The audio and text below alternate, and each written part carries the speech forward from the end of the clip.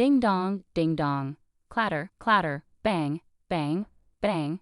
Are you kidding me? Let me in right now. Do you want everyone to see me causing a scene here? Is this how you treat your husband who's been working on Christmas and comes home to this mess? My husband was furious, pounding on the gate of my family's home. Christmas is usually a special time for us, just before the big day. I accidentally found an envelope recently that revealed my husband's betrayals. As a wife and mother, I've been living through miserable and hopeless days since then. He had been working late, he said, but really he was spending our money on his girlfriend.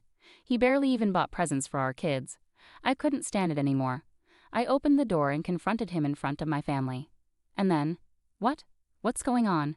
I'm just an ordinary housewife, living with my husband and 2 children. Depending on your values, some people might spend Christmas Eve with a boyfriend or girlfriend and Christmas Day with their family. And that's how it was for me. I have a brother and a sister, and since we were young, if any of us were dating someone, we'd spend Christmas Eve with them. Our family does things a bit differently from others. We don't always celebrate Christmas on the 25th because of our jobs. Both our parents and us have work that keeps us busy even on holidays. So instead, we made our own tradition, celebrating Christmas when we all had time off during the winter break. We cook together, enjoy cake, and watch special year-end TV shows. As we grew up and became independent, my brother, sister, and I kept up this tradition in our own ways. A few years ago, I got married and had children of my own. At first, celebrating Christmas Eve with my husband and our child was a joyful time. But over time, our relationship changed from being romantic partners to focusing more on our family as a whole. Christmas Eve started to feel more like a routine than a special occasion. Eventually, we both agreed that our children's happiness was what mattered most at Christmas. Any discussion about what to do on Christmas Eve slowly faded away, so when my husband said, "Sorry, I might be stuck at work overnight on the 24th. The kids celebrate Christmas on the 25th, right? I'll try to be back by then," it felt like a natural progression of how our Christmas traditions had evolved. I wasn't particularly emotional when I realized my husband wouldn't be home for Christmas Eve. It was just another sign of how our relationship had changed over time. Despite this, I still love him deeply and I'm content with our life together. So I focused on preparing for our kids' Christmas alone, considering it another form of happiness. Hey, is this all the money we have for living expenses this month? Did something unusual happen with your paycheck? I hate to sound critical, but expenses always pile up at year-end. I was hoping we could stretch our budget a bit more with Christmas coming up in about a month. I was shocked to see that the money my husband gave for living expenses was significantly less than usual. I quickly pleaded with him. If I could have managed it, I would have done so already. Things are tight on my end too. There are work-related parties and expenses that I have to cover upfront for the new year. Do you think I enjoy cutting back like this? Managing our budget with limited resources is also a crucial part of being a housewife, isn't it? My husband seemed visibly frustrated and avoided looking at me or talking further. You're right, sorry. I'll do my best too, but it's almost Christmas, right? The kids are eagerly waiting for their special presents. Please, for their sake, let's make this time of year special. I don't want us to not afford their gifts. In our family, there's a rule. Normally, if the kids want something, they have to explain why they need it. But for birthdays and Christmas, they can ask for anything without conditions. That's why I wanted to ensure we have enough money for them, thinking about how much they love Christmas. Honey, let's be a bit more careful with our spending. Kids, what do you want for Christmas? My husband sighed loudly and called the kids over. I want a cartoon DVD set, but I also want a picture book about trains, Dad. Which one do you think is better? Well, the book, definitely. It will help you learn to read, and you can share it with your friends at their houses. You could even read it to younger friends. You'd be such a cool big boy. I really want a new doll set so I can feed it and sleep with it, but my crayons broke recently and now I can't draw. I wonder which wish Santa will grant. I think crayons would be great, Lena. You're so talented at drawing, and I love seeing your artwork. Ask Santa for some really nice ones, even better than the ones you had before. But what about the dolls? Can't you listen to what I want? Santa only visits good children. Naughty kids who are selfish get nothing. I'll ask for crayons. While pretending to listen to the kids, my husband clearly pushed them towards the cheaper options. Aaron's gift can be from a used bookstore, and Lena's gift can be from the dollar store. This way, we won't have to spend extra money on Christmas. Do you think spending money is the only solution? How foolish, he sneered, making sure only I could hear him. Extra expenses? That's not saving money. My husband called our children's eagerly anticipated presents extra expenses, manipulating their innocent minds to suit his agenda. I began to deeply resent such behavior from my husband. Then, after a while, Mom, look, a sparkly letter. It was in Dad's work bag. Could it be from Santa? While my husband was in the bath, my daughter had apparently opened his work bag and excitedly showed me the beautifully decorated envelope she found. You shouldn't have taken that without asking. Give it here and I'll put it back, okay? What could it be? I took the envelope from my daughter. Since it hadn't been opened, curiosity got the better of me and I peeked inside. A reservation for a Christmas dinner for 2 at a hotel on the 24th. But he was supposed to be working overnight on the 24th. Several questions raced through my mind. Just then, my husband's phone made a notification sound. Startled, I glanced over at his phone. It seemed to be getting a flurry of messages in a short span of time. Normally, I wouldn't pay much attention to his phone or how often it rang, but with a sense of unease, I reached for it. What's going on? My eyes fixed on the screen. All the messages flooding my husband's phone were from someone named Nancy. Judging by the selfie that appeared to be her profile picture, she was much younger than me. Although I couldn't see the content of the messages, the heart emojis made it clear they were not just from a casual acquaintance. It seemed too coincidental. A small dark suspicion about my husband began to grow within me. Once I started doubting him, it was hard to let go of those feelings. For the next few days, I found myself sneaking peeks at my husband's phone. Those days were enough to turn my suspicions into conviction. Nancy was likely my husband's mistress, and he planned to spend the Christmas dinner with her on the 24th. He even hinted at an extra special gift for her, their excitement for each other uncontainable. To get more concrete information, I hired a private investigator. Catching my overly confident husband in the act seemed easy, and the results came back quickly. According to the investigation, Nancy was a temp at my husband's company. They had started their affair a month ago, and all the nights he told me he was working late were actually spent with Nancy. The recent drastic cut in our living expenses was likely to fund his affair with her. Clutching the investigator's report, tears of frustration overflowed. In just 1 month, my husband had come to prioritize another woman over his family. My efforts in taking care of the house, believing he was busy with work, and our children's kindness in holding back their desire to play with their father, all felt unbearably pathetic. The shock of my husband's betrayal was too significant to ignore. I didn't know what to do at first, but I have a plan of my own. I won't let this slide without a fight. Wiping away my tears, I stood up energetically and began to prepare my own special gift for my husband. On the morning of December 24th, I sent off my husband as usual, then I headed to my parents' house with the kids. Welcome. It's been so long since we've all been together like this. It feels just like when you, your brother, and your sister used to live here, my mom said. Spending quality time with Dad is great, but this year felt especially exciting.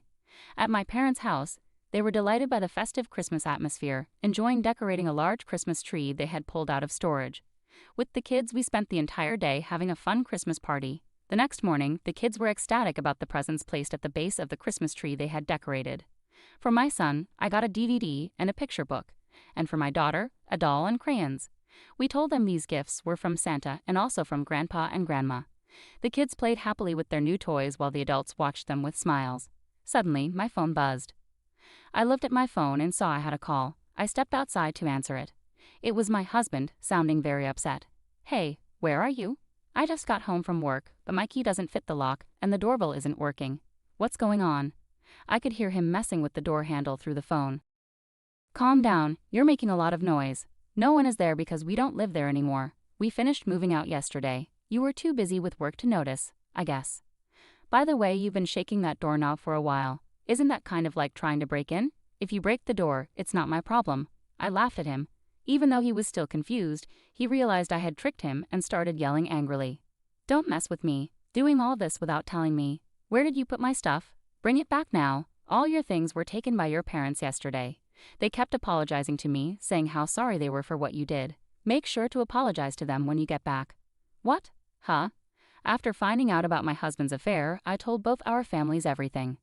I explained how he was obsessed with a younger woman named Nancy, spending our money on her instead of on our family. He even cut down on our living expenses and the kids' Christmas gifts. He lied about working overnight just to be with her, and I decided to ask for a divorce. After I told everyone through tears, my parents, his parents, our siblings, and even the kids supported my decision. So we moved out of the house on Christmas Eve while my mother took care of the children. Our siblings also helped with the move. With everyone's help, we emptied the house quickly, which brings us to now. So everyone knows what you've done, and no one in the family is on your side. You caused this mess, and now you have to deal with it. I explained everything to my husband clearly. By the time I finished explaining everything, my husband was furious and started shouting at me. You worthless woman, your disrespectful attitude towards me, your husband, is the real problem here. I am the precious only son, you know. Blaming others while you're no saint yourself, acting all high and mighty. My parents siding with you. Ha, you must have played the victim and cried to them. Who do you think my parents will ultimately believe, their precious son or some outsider woman? You're as foolish as ever, Hava. I'll be demanding alimony from you right away. Oh really? Then go ahead and talk to them now. Here, be my guest. Saying that, I turned on the speakerphone on my cell. Then I never thought you were such a rotten person. Are those the words of someone who has committed adultery? You are the worst. You're the shame of our family. Where did it all go wrong? May and Lars, who had been by my side during the call, unleashed their anger at my husband over the phone. Dad, Mom, why are you with her? My husband began to tremble, utterly taken aback by the unexpected rebuke from his parents. Why? Because it's Christmas. Maitline, who is back at her parents' house, invited us to spend the day with her, even though we are the parents of the man who betrayed his family. Do you understand how Maitline felt all this time? While you were betraying her, she was working hard to take care of the children on her own. We've never been so ashamed and embarrassed of you. We won't defend you unconditionally. You're an adult and made your choices. Do what you want, but don't involve us again. We refuse to be used by you. May and Lars scolded him, their voices trembling with anger. Their words made me so happy I couldn't hold back my tears. What? You're at Maitlane's parents' house. Anyway, I'm coming over, so listen to my side of the story. It's unfair to only hear one side at times like these, right? You'll see who the real victim is, right, Dad? Regardless of our situation, my husband tried to win his parents over, but it was pointless. Without listening to his claims, my father-in-law hung up and turned off the phone after saying a few words to me. Then he turned off all our phones, including Maitlane's, and said, "Let's go back inside. The kids are waiting for their mom." My father-in-law said this with a gentle smile, and my mother-in-law gently patted my back. We all went back inside together. We then had the most enjoyable Christmas party ever, with delicious food, cake, and the children singing and dancing. As the night went on and the children fell asleep, the adults were relaxing when the doorbell started ringing non-stop. Tension filled the room. Everyone knew who would show up uninvited at this hour. Yes, it's me. Open the door. Are you going to leave me out in the cold on a winter night? My husband not only kept pressing the doorbell but also started rattling the doorknob as if he might break it. Panic set in, and I was about to go to the door when my parents stopped me. I looked at everyone, nodded, and decided to speak to my husband through the door. Did you forget? Christmas Eve is for lovers and Christmas is for family, right? We're all having a lovely Christmas together as a family. Did you have a nice Christmas Eve with Nancy? Now that we're strangers, I don't care what happens to you today. If you don't want to sleep outside in the cold, just leave. Don't provoke me. Should I call the police? Spread rumors in the neighborhood that a cruel wife kicked out her husband for no reason. Open this door right now. No matter what I said, my husband refused to listen and continued causing a scene outside. I started feeling afraid at his persistence. Trembling, my father-in-law smoothly stood up. He exchanged glances with my mother-in-law, who also rose to follow him. My parents and I hurried to the front door with them. When my father opened the door, expecting me to give in, my husband stood there defiantly. "Long time no see, Dad," my husband said smugly. "It's not good to see you. Stop pretending we're friends. You're no longer a son to us, just someone who hurt our family," my father interrupted coldly. My mother joined in, causing a scene at this hour. "Do you even know what time it is? It's incredibly rude. The kids have been asleep for hours. You're not fit to be their father." She glared at him sternly. My husband was shocked to see my usually gentle mother so stern. "I won't let my grandchildren see this anymore. Leave. You're a nuisance. You're no longer part of this family." My father-in-law spoke calmly but with anger, making it clear my husband had to leave. My husband glared at us, looking like he might explode. "I'm calling the police right now," my mother-in-law said firmly. Seeing her pick up the phone, my husband panicked and fled without saying a word of apology. It was another stark reminder of who he truly was. I didn't cry anymore, but I felt an emptiness inside, questioning the purpose of everything I had been through until then.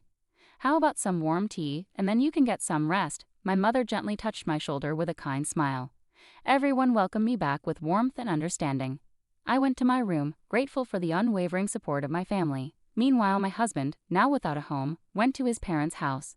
They had changed the locks after hearing my side of the story, so he couldn't get in. They turned him away when they returned, unwilling to let a stranger into their home. Left out in the cold, my husband finally realized the gravity of his actions and his parents' words. Now he sincerely regrets his actions and has agreed to the divorce and alimony. I had a lawyer ready just in case, but thankfully it didn't turn into a messy legal battle. After the divorce was finalized, I started a new life at my parents' house with my children. I'm focused on my work and raising my kids with the loving support of my parents. It's busy, but every day feels meaningful. Although I won't see my ex-husband again, I stay in touch with my in-laws. They're wonderful grandparents to my children and a great support to me. Even though we're no longer family on paper, I hope they'll always be part of our lives and continue to watch over the children as they grow. Do you both have everything?